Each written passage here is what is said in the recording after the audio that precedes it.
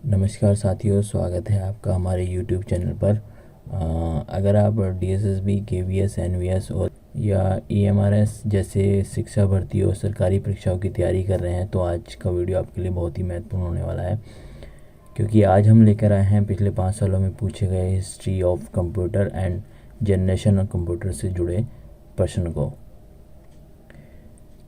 ये वही प्रश्न है जो बार बार परीक्षा में आ रहे हैं, दोहराए जा रहे हैं। इस वीडियो में हम हर प्रश्न को एक सरल भाषा में और पूरी परीक्षा दृष्टि से आप विश्लेषण करेंगे सभी क्वेश्चनों का, ताकि एग्ज़ाम हॉल में आपको एक भी सवाल गलत ना हो। तो आइए वीडियो अंत तक देखें। शुरू करते हैं क्वेश्चन नंबर 1 से। क्वेश्चन नंबर 1 कह रहा है कि आकार और स्थान की आवश्यकता के संबंध में ही दिया हुआ है, उसको आरोही क्रम में लिखना है। पहला पॉइंट है इसमें वैक्यूम ट्यूब, ट्रांजिस्टर और इंटीग्रेटेड सर्किट।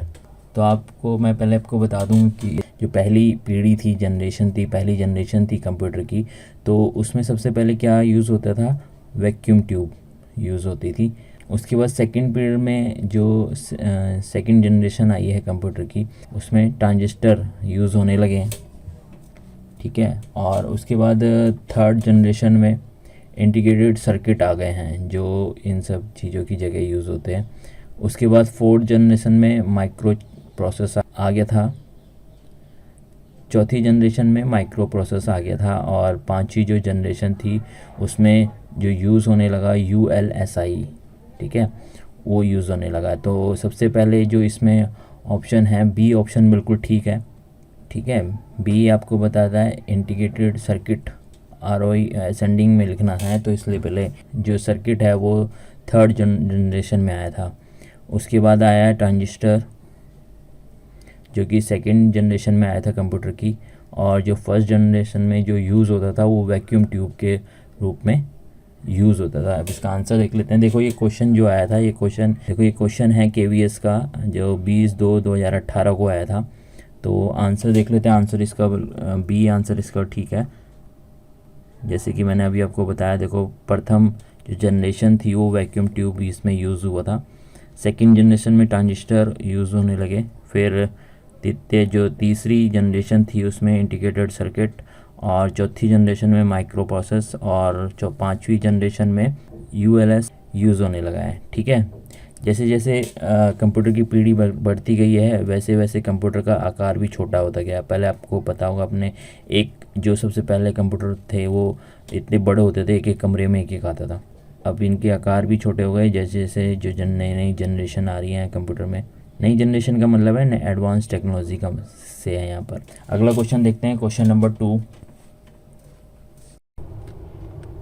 क्वेश्चन नंबर 2 कह रहा है कंप्यूटर की प्रथम पीढ़ी के बारे में निम्नलिखित में से कौन सा कथन असत्य है। तो जैसे कि मैंने अभी पढ़ा है, कंप्यूटर की generation first generation, second, third, fourth ऐसे पढ़ा है। तो उसमें से आपको बताना है कि इसमें से देखिए, यदि आपने पहला क्वेश्चन सही से पढ़ा होगा तो इसका आंसर आप बहुत जल्दी इसका आंसर करेंगे। जो क्वेश्चन आया था ये KVS में आया था 23/2/2018 को। देखो दोस्तों, जो भी हम क्वेश्चन लेके आए हैं वो यानी कि ऐसा कोई भी क्वेश्चन है जो बाहर से लिया गया हो या अपनी तरफ से दिया गया हो, सारे क्वेश्चन पेपरों में आए हुए हैं। और वीडियो बनाने का मेन मकसद यही है कि आपको ये बताना है कि किस लेवल के क्वेश्चन आ रहे हैं और आप किस लेवल की पढ़ाई करनी है। तो क्वेश्चन देखते हैं। क्वेश्चन में पहला क्या दिया हुआ है? पहला ऑप्शन दिया हुआ है कि वे कम संख्या में ट्रांजिशन का इस्तेमाल करते थे जो कि कम मात्रा में गर्मी उत्पन्न करते थे। अगला देख लेते हैं, कैलकुलेट करने वाले डिवाइस होते थे। थर्ड ऑप्शन देख लेते हैं। थर्ड क्या कह रहा है? वे हजारों वैक्यूम ट्यूब का प्रयोग करते थे और वे आकार के बहुत भारी होते थे। देखिए, इसमें असत्य बताना है कि इसमें गलत कौन सा है। तो देखो, ये वे आकार के बहुत भारी होते थे, पहली जनरेशन वाले, ये तो ठीक है। वे हजारों वैक्यूम ट्यूब का प्रयोग करते थे, ये भी ठीक है। बी ऑप्शन है, वे अपने समय के सबसे तेज़ी से कैलकुलेट करने वाले डिवाइस होते थे, ये भी ठीक है। और फर्स्ट है इसका ऑप्शन, वे कम संख्या में ट्रांजिस्टर का इस्तेमाल करते थे जो कि कम मात्रा में गर्मी उत्पन्न करते थे। देखो, ये पहला वाला ये बिल्कुल गलत है, ठीक है। ये इसी का यही आंसर है। क्वेश्चन नंबर 2 का आंसर है ए। पहली जनरेशन की जो कंप्यूटर होते हैं वो हार्डवेयर के रूप में वैक्यूम ट्यूब का प्रयोग किया जाता था। देखिए आंसर ए है इसका। पहली पीढ़ी के जो कंप्यूटर थे यानी फर्स्ट जनरेशन के जो कंप्यूटर थे उसमें हार्डवेयर के रूप में वैक्यूम ट्यूबों का उपयोग किया जाता है। इस पीढ़ी के कंप्यूटर में भारी मात्र बड़े आकार के होते थे, एक एक कमरे का एक एक कंप्यूटर होता था, क्योंकि इन पर निम्न स्तरीय प्रोग्रामिंग भाषा का इस्तेमाल होता था और ये इसमें कोई ऑपरेटिंग सिस्टम नहीं होता था। थर्ड है इसमें, पहली पीढ़ी के जो कंप्यूटर होते हैं यानी फर्स्ट जनरेशन के जो कंप्यूटर थे उसमें इस्तेमाल गणना भंडार और नियंत्रण के लिए किया जाता था।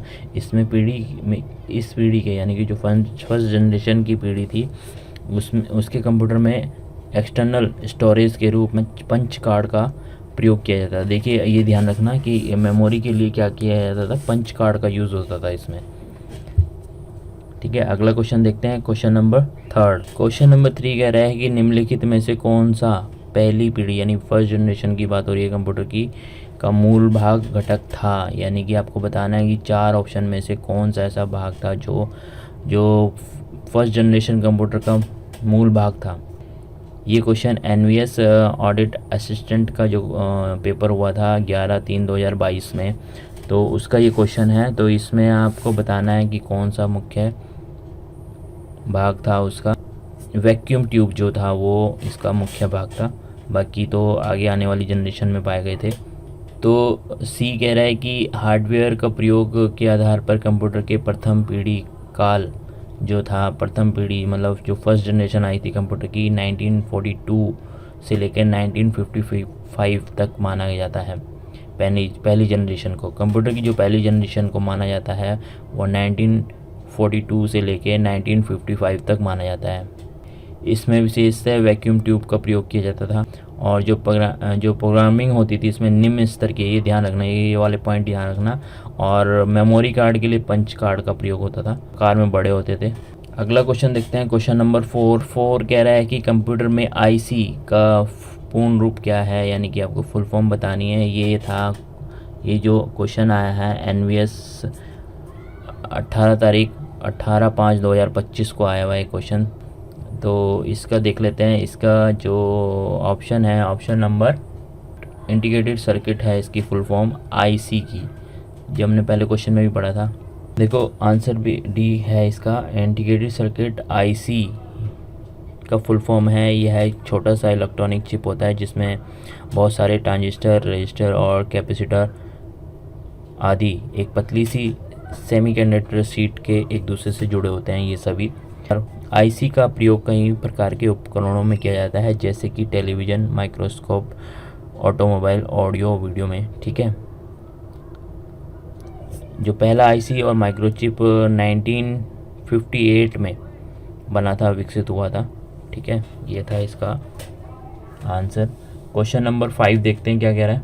क्वेश्चन नंबर 5 देखते हैं, निम्नलिखित में से कौन सा कंप्यूटर प्रोफेशनल प्रेजेंटेशन बनाने सहित दैनिक जीवन डाटा और वर्ड प्रोसेसिंग के लिए कौन सा ऐसा कंप्यूटर है। ये क्वेश्चन आया है KVS PRT में 22/2/2023 में क्वेश्चन आया हुआ है। तो इसमें बताइए कौन सा ऑप्शन सही है।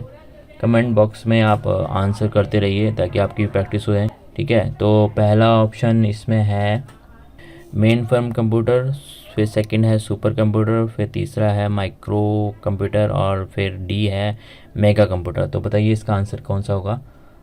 कमेंट बॉक्स में आप इसका आंसर कीजिए।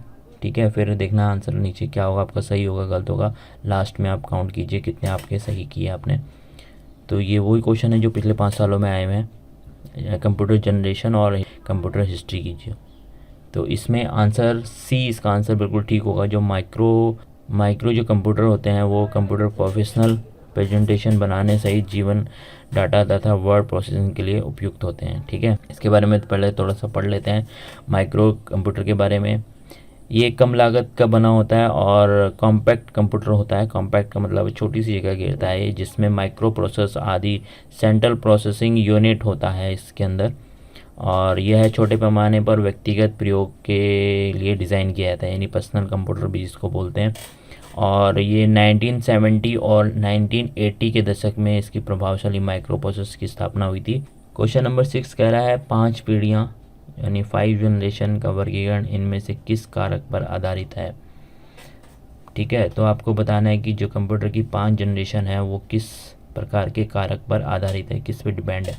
ठीक है, तो ऑप्शन देखो, ये क्वेश्चन जो आया था एनबीएस ऑडिट असिस्टेंट में आया था 11/3/2022 में। तो पहला ऑप्शन है टेक्नोलॉजी, दूसरा है स्पीड, तीसरा है स्टोरेज और चौथा है कास्ट लागत। ठीक है, तो किस पे ये डिपेंड था, तो इसका आंसर है बी, स्पीड पर। ठीक है, जो फर्स्ट जनरेशन था उसकी स्पीड थोड़ी सी कम थी, फिर जैसी जनरेशन बढ़ती गई वो स्पीड भी बढ़ती गई। ठीक है, तो ये था क्वेश्चन। अब इसके बारे में थोड़ा सा पढ़ लेते हैं।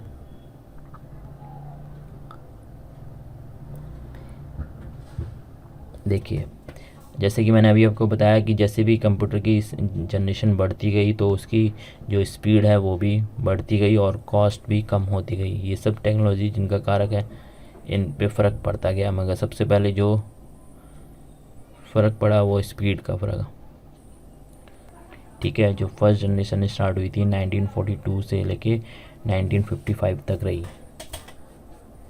ठीक है, अब अगला क्वेश्चन देखते हैं, क्वेश्चन नंबर 7। देखो क्वेश्चन नंबर 7 आ गया है। ये कह रहा है कि तृतीय पीढ़ी यानी कि तीसरी जनरेशन कंप्यूटर का निर्माण किया गया था। मतलब ये पूछ रहा है कि जो तीसरी जनरेशन थी कंप्यूटर की उसका निर्माण में क्या यूज़ हुआ था। तो वो पूछ रहा है, ये केवीएस का पेपर में आया हुआ है एग्जाम 20/2/2018 को ये क्वेश्चन आया था।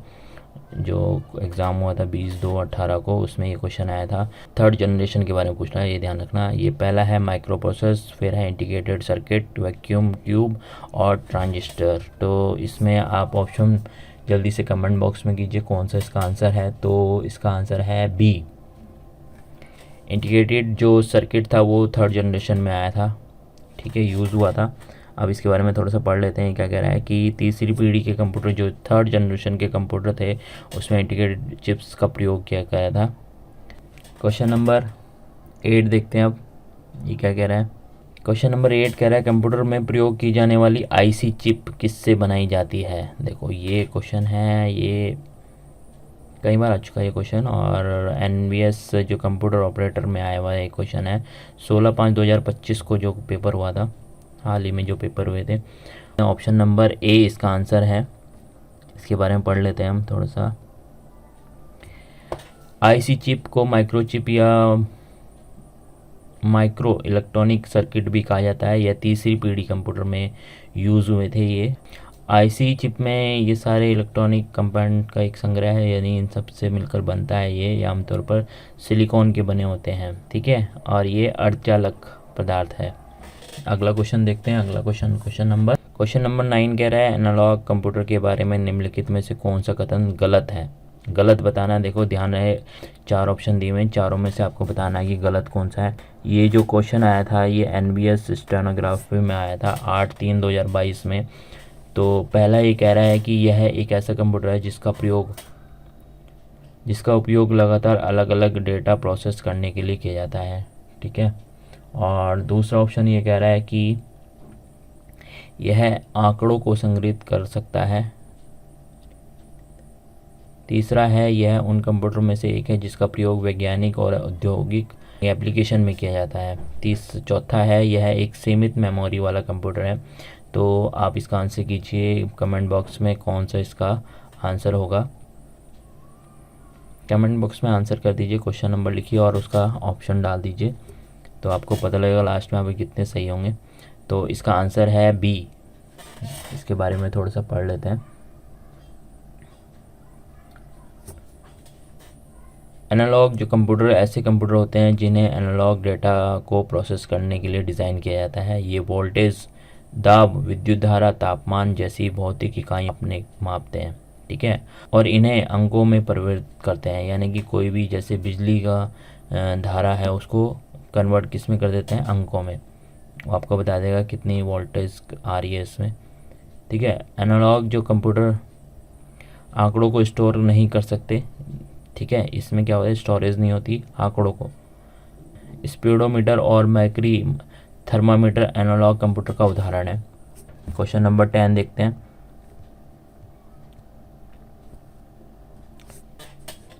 क्वेश्चन नंबर 10 कह रहा है कि बताइए कि डेस्कटॉप और टैबलेट निम्न में से किस प्रकार के कंप्यूटर से संबंधित हैं। डेस्कटॉप और टैबलेट किस प्रकार के कंप्यूटर के से संबंधित हैं। ये जो क्वेश्चन आया था एनवीएस स्टेनोग्राफ में आया था और 8/3/2022 में आया हुआ ये क्वेश्चन है। इसका आंसर बताइए कौन सा होगा। ऑप्शन कमेंट बॉक्स में कीजिए ताकि आपको पता लगे लास्ट में भाई कितने ठीक है। तो इसमें जो आंसर होगा ऑप्शन नंबर सी इसका आंसर होगा माइक्रो कंप्यूटर में, यानी कि जो पर्सनल कंप्यूटर भी जिन्हें कहते हैं। देखिए उसके बारे में देखते हैं। डेस्कटॉप और लैपटॉप माइक्रो कंप्यूटर के प्रकार हैं। माइक्रो कंप्यूटर को एक समय में केवल यूज़र ही संभाल सकता है। अगला क्वेश्चन देखते हैं, क्वेश्चन नंबर 11।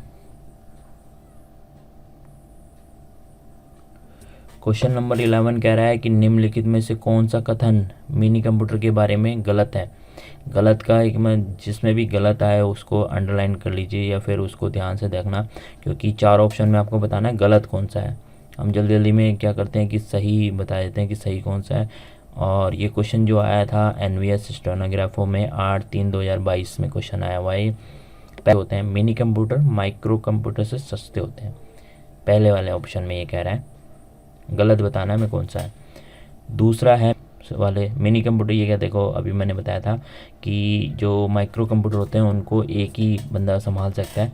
और ये कह रहा है यही कि मिनी कंप्यूटर जो होते हैं वो बहुत सारे उन्हें लोग चाहिए होते हैं संभालने के लिए कंप्यूटर। सेकंड ऑप्शन कह रहा है। सी ऑप्शन कह रहा है कि मिनी कंप्यूटर मीडियम साइज़ के कंप्यूटर होते हैं, ठीक है। और डी कह रहा है मिनी कंप्यूटर में स्टोरेज और स्पीड मेनफ्रेम कंप्यूटर के सुपर कंप्यूटर से कम होती है। ऑप्शन नंबर बताइए कौन सा इसका आंसर होगा, कमेंट बॉक्स में कीजिए जल्दी से। तो इसमें ए इसका आंसर है, मिनी कंप्यूटर माइक्रो कंप्यूटर से सस्ते होते हैं, ठीक है। अब इसमें बारे में ये ऑप्शन इसका गलत है, बाकी सब सही है। देख लेते हैं इसके बारे में क्या दिया है मिनी कंप्यूटर के बारे में। जो मिनी कंप्यूटर होता है एक मध्यम श्रेणी वाला कंप्यूटर होता है जो मेन फ्रेम और माइक्रो कंप्यूटर के बीच का आकार होता है। शक्ति, गति और भंडार की क्षमता में मध्यवर्ती है।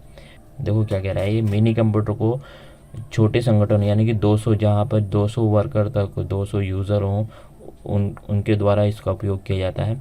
माइक्रो कंप्यूटर की तुलना में मिनी कंप्यूटर महंगे होते हैं। ये देखो पहला ऑप्शन था कि ये कह रहा है मिनी कंप्यूटर सस्ते होते हैं माइक्रो से, तो ये गलत है। मिनी कंप्यूटर ज़्यादा महंगे होते हैं माइक्रो जो कंप्यूटर होते हैं पर्सनल कंप्यूटर से, ठीक है। ये इसका आंसर था। अगला क्वेश्चन देखते हैं, क्वेश्चन नंबर 12। क्वेश्चन नंबर 12 देखते हैं। 12 क्या कह रहा है, निम्नलिखित में से किस प्रकार के कंप्यूटर का प्रयोग घरों में किया जाता है। तो ये क्वेश्चन आया था हमारा एनवीएस असिस्टेंट सेक्शन ऑफिसर में 10/3/2022 को क्वेश्चन आया था। ये पूछ रहा है किस तरह के कंप्यूटर का प्रयोग किया जाता है। तो ऑप्शन नंबर डी इसका आंसर बिल्कुल ठीक है। माइक्रो कंप्यूटर का प्रयोग किया जाता है जिसको पर्सनल कंप्यूटर भी कहा जाता है। तो इसके बारे में थोड़ा सा देख लेते हैं। माइक्रो कंप्यूटर का प्रयोग घरों में किया जाता है। माइक्रो कंप्यूटर का विकास 1970 में से आरंभ हुआ था और जब सीपीयू में माइक्रो प्रोसेसर का प्रयोग किया गया। अगला क्वेश्चन देखते हैं, क्वेश्चन नंबर 13।